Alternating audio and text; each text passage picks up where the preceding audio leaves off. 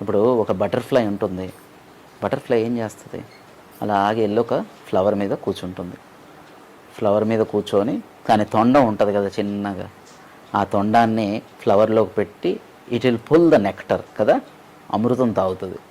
అదేవిధంగా ధ్యానం వచ్చినవాడు హీ సో బిజీ ఇన్ ఆ అమృతం అనేది సేవిస్తూ ఉంటాడనమాట ధ్యాని, నిజమైన ధ్యాని. ధ్యానం తెలియని వాళ్ళు ఏంటంటే విజన్స్ అని, ఏదో ట్రావెల్ అని ఇలాగేంటంటే కోల్పోతూ ఉంటారు.